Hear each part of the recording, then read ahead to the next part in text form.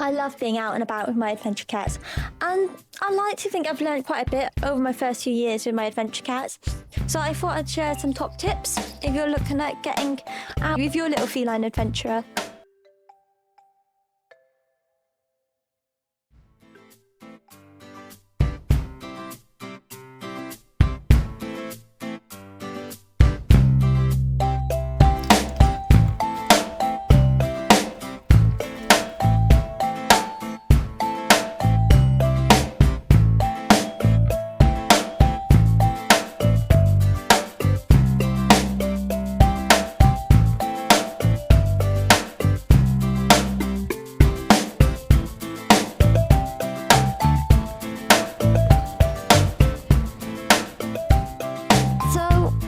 Adventure cats are becoming more and more popular nowadays.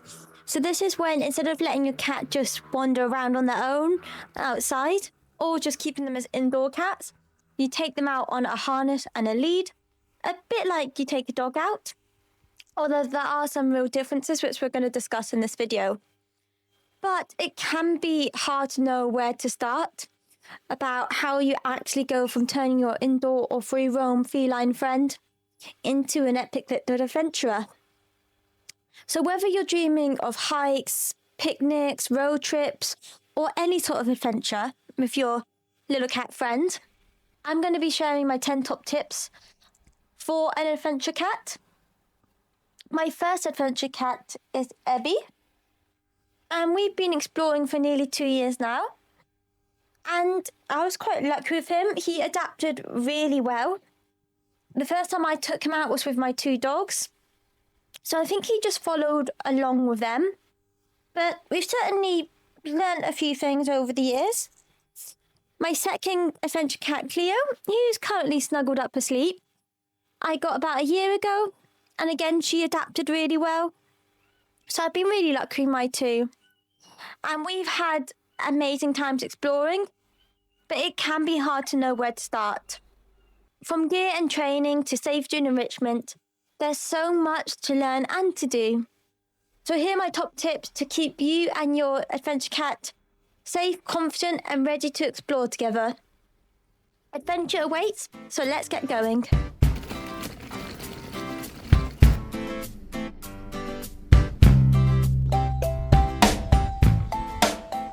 So first things first, the gear. Adventure cats aren't born ready.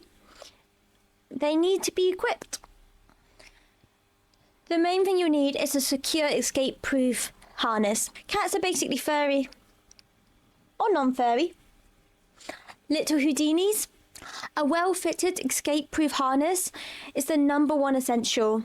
Cats have really flexible bodies and can wiggle out of a poorly fitted harness very fast. So you want to look for something that's secure around the neck and the chest. And you also want to make sure the cat's comfortable. There's so many different designs available. You can get simple sort of H-style harnesses. You can get these sort of vest butterfly style ones. Or you can use a more typical dog style harness, as long as it's secure on your cat. Take time to find what suits your cat and what they're comfortable and secure in. Mine have a large selection of harnesses. They probably have way too many, and I differ on which one I use depending on the adventure. Whether I'm going for a comfort one, maybe if we're going for a long car drive, or maybe security if we're going on a bit more of a rugged adventure. Find what suits your cat, but you don't necessarily need multiples. You can do with just one harness. Just find something that suits you and your cat. You'll also need a good lead. Lengths can differ, but make sure you've got something that allows your cat to explore while still being under good control. Again, I have various length leads for different adventures, and you will find one that suits you. I would say extendable leads aren't recommended. This is for a few reasons. So they don't allow good control of the animal. And also, they can actually injure a cat. So if a cat suddenly runs full pelt, when it gets to full length, there's a sort of, with that sudden resistance, can really hurt your cat. So best not. You can also get bungee style leads, and I find these are great. because if the cat pulls, there's a bit of give on the lead. So it means they can't wiggle out the harness so easily, and it means they're less likely to get hurt if they suddenly run. But find what works for you, something that your cat's happy on, and something that you've got control of.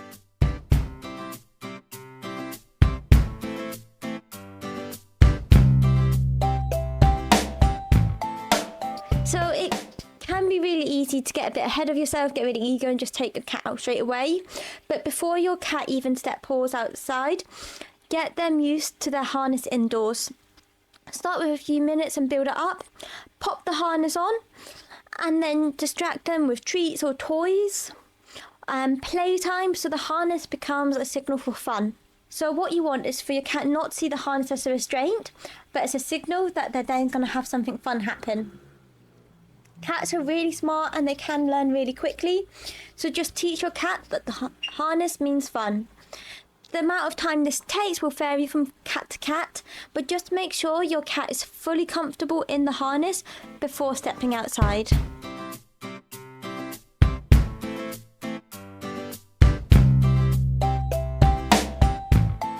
So when it is time to start heading out, don't rush to the busiest park or go on a really long adventure.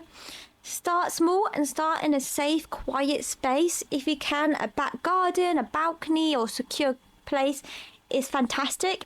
If you don't have access to a private garden yourself, you can always hire the dog fields.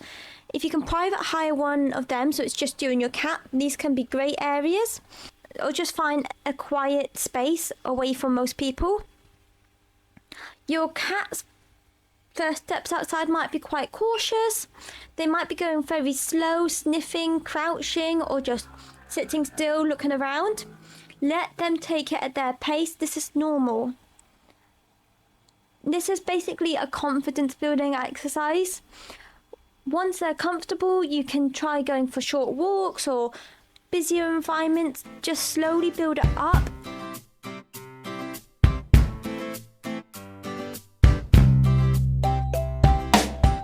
So when you are out with your cat, it's vital that you can read your cat's body language. This tip is crucial. Learn to read the cat's body language. A relaxed cat will often walk with their tail up, ears forward and whiskers neutral. They might stop and sniff. They might just stop entirely and just sit around for a little bit. That's okay, as long as they look relaxed. If they're stressed, you should see it. They will be crouching, their ears will be flat, they might flick their tail really rapidly, and their pupils might dilate. Although sometimes cats' pupils can also just dilate when they've seen something they're interested in. If your cat is showing these signs of stress, give them time and space. Try and relax them, maybe distract them with a treat. Let them go into their carrier if you have one with you, or just call it a day for that adventure. Take it nice and slow. Read from them. Pushing it too far can make them dislike going out at all. Even when your cat is really experienced, they might have days when they're just not in the mood, and you need to respect that from your cat. My cat Ebby loves exploring, but he is a typical terrible 2-year-old, and he can have days where he's just throwing tantrums and just not fancying it, and he just wants to be in my cat bag. That's okay. Read your cat and respond to them.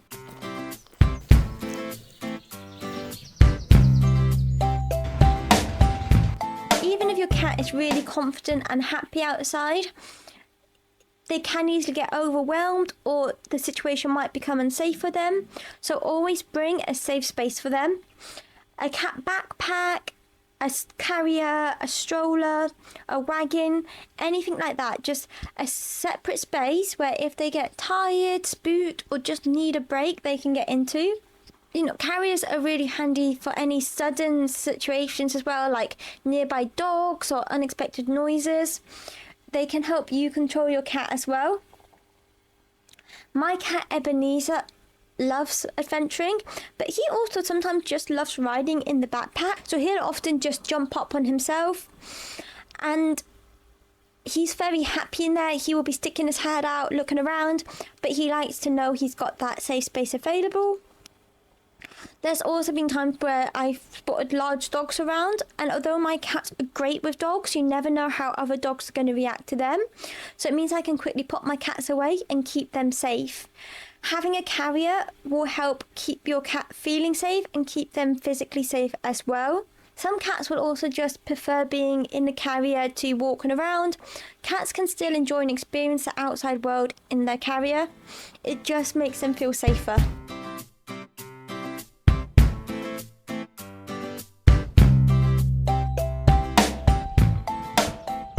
So adventure cats need gear just like we do when we go out. Essentials include fresh water, a collapsible bowl, treats, and even a blanket or mat if you're planning on having rest stops. I love bringing liquid treats for my two because these provide a quick snack and hydration. Plus my cats are just obsessed with them. They can also be great to distract your cat from something or calm them down if they get freaked for anything, or as a reward if they're behaving really well. If you're out for longer, it can be great to bring a small litter tray so your cats can do your business in. Some cats will be happy to just go outside. Cleo will go literally anywhere. So I bring doggy poo bags along with me to clean it up. And also some wet wipes can be great for any muddy paws.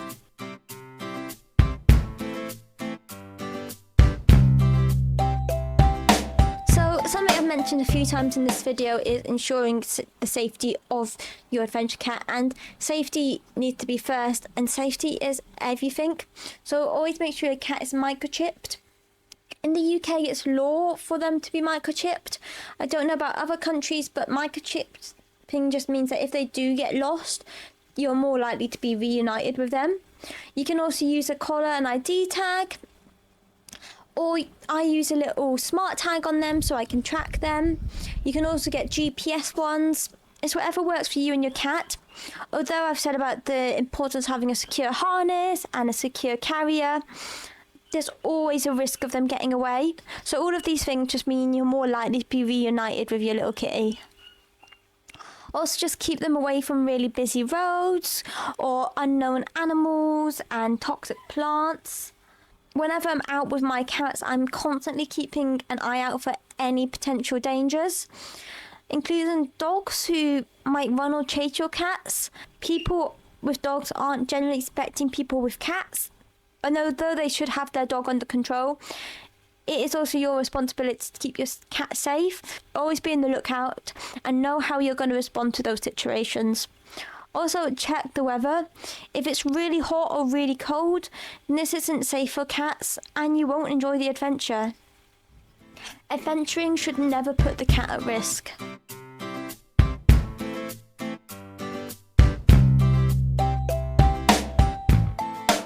So a lot of what I've talked about is training your cat to be an adventure cat, building up their confidence. And consistency is really key to this. Consistency builds confidence. To start with, instead of like one really massive outing once a month, try frequent short adventures. A quick 10-minute stroll every day or so is better than a 2-hour hike every month. The more often your cat has a positive experience, the more confident they'll be and the more adventurous they'll be over the time. You can then build up to doing the bigger adventures, but just at first, small consistency is key.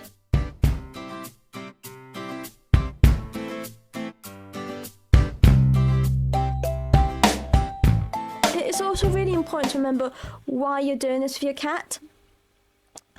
Being an adventure cat isn't about exercise, it's about enrichment. Cats don't need to walk miles like dogs do. The goal is stimulation, sniffing trees, watching birds, feeling the breeze. Slow-paced outings can satisfy the curiosity and keep their minds active. My cats have been to all sorts of places, from shops and cafes to aquariums and museums.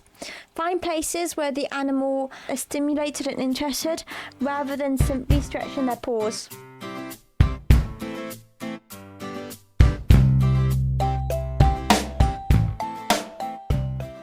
Finally, the golden rule: let your cat lead and set the pace. Some will be natural adventure cats, they'll be little trailblazers.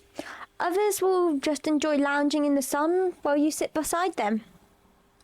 Both are okay, both are valid, both still count as adventure cats.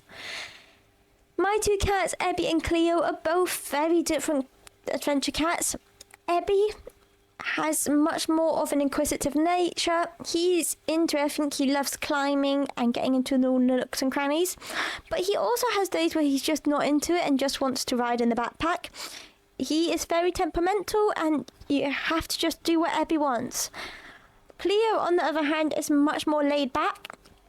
She'll stroll along with you. She'll sit in her backpack. She'll sit on the beach with you. She is far more sort of chill about it. She's also a little less adventurous in terms of climbing and exploring. They both love being out and about, but they enjoy it in different ways, and that's okay. You never want to drag or force them. Adventures need to be their choice, not yours. Having an adventure cat isn't like having a dog to exercise. The cat is the boss and you have to follow them. If you let them, you'll build trust and you'll have amazing adventures together. The connection between you and an adventure cat is really special and you have to build that up. Trying to get a cat to do anything they don't want to do is not going to end well. This is the same for being an adventure cat. Let them lead and you'll have amazing adventures.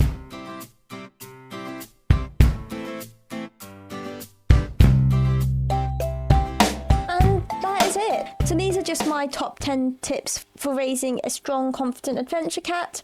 With the right gear, patience, and a focus on safety and enrichment, you'll unlock a whole new world of adventure for you and your friend.